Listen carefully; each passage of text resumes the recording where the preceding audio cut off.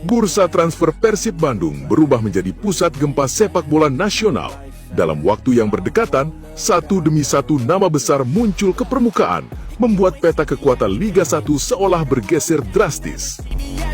Persib tidak lagi bergerak senyap, mereka datang dengan suara keras, membawa ambisi besar, dan mengirim pesan jelas kepada seluruh rival. Bandung siap naik level. Nama pertama yang memantik ledakan adalah Joy Pelupessy.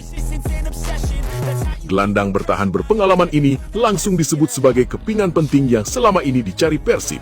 Joy bukan sekedar pemain asing, melainkan sosok dengan kedewasaan taktik, disiplin Eropa, dan kepemimpinan alami.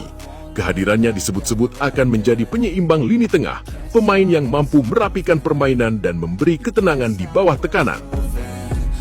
Belum sempat euforia mereda, rumor berikutnya justru membuat publik terdiam. Oleh Romeni, nama ini langsung mengundang sensasi. Penyerang dengan naluri gol tajam ini dianggap sebagai jawaban atas kebutuhan Persib akan finisher klinis. Ole bukan tipe striker yang hanya menunggu bola. Ia bergerak, membuka ruang, dan berani mengambil resiko. Media dan bobotoh menyebutnya sebagai potongan puzzle yang selama ini hilang di lini depan Maung Bandung. Namun ledakan sesungguhnya terjadi ketika nama Marten Paes ikut masuk dalam pusaran bursa transfer Persib. Kiper dengan pengalaman level internasional ini langsung mengubah persepsi kekuatan Persib di bawah Mistar. Jika transfer ini terrealisasi, Persib bukan hanya memperkuat satu posisi, tetapi mengirim sinyal bahwa mereka ingin standar Eropa di setiap lini. Kehadiran Paes disebut akan membawa efek domino. Kepercayaan diri bek meningkat, garis pertahanan lebih berani naik, dan kontrol pertandingan jadi lebih matang. Tak berhenti di situ, Persib kembali mengejutkan publik dengan rumor Mauro Zylstra. Penyerang muda ini dipandang sebagai investasi masa depan, energik, agresif, dan haus pembuktian. Mauro dinilai cocok dengan karakter sepak bola Bandung yang menuntut determinasi dan keberanian. Ia bukan hanya pelapis, tetapi proyek jangka panjang yang bisa tumbuh bersama atmosfer besar Persib.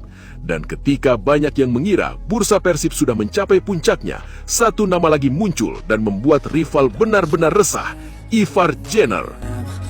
Gelandang muda dengan visi permainan modern ini disebut sebagai simbol masa depan sepak bola Indonesia. Jika Joy Pelupessy membawa stabilitas, maka Ivar Jenner membawa dinamika. Kombinasi keduanya di lini tengah bahkan sudah dibicarakan sebagai salah satu duet paling menjanjikan di Liga 1. Reaksi rival pun tak terhindarkan. Klub-klub pesaing mulai gelisah. Pengamat menyebut Persib sedang membangun skuad lintas generasi, perpaduan pengalaman matang dan energi muda. Media nasional menyebut ini sebagai salah satu manuver transfer paling agresif dalam sejarah Persib. Bagi bobotoh, bursa transfer kali ini bukan sekedar soal nama besar. Ini adalah tentang arah. Persib tidak lagi hanya ingin bersaing, mereka ingin mendominasi. Joy Pelupessy memberi fondasi, Ole Romeni menawarkan gol, Marten Paes menghadirkan ketenangan, Mauro Zylstra menyimpan potensi, dan Ivar Jenner melambangkan masa depan. Jika semua kepingan ini benar-benar bersatu, Persib Bandung bukan hanya membangun tim, mereka sedang membangun era.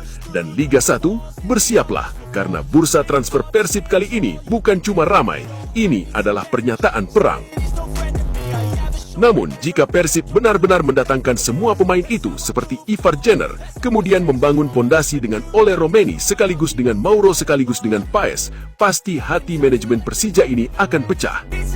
Bagaimana tidak, maka secara otomatis semua pemain diaspora ini lebih ngantri ke Persib Bandung ketimbang ke tim yang lainnya dan akan menciptakan kekuatan yang levelnya sangat berbeda satu sama lain. Hal inilah yang pada akhirnya membuat hati manajemen Persija pecah.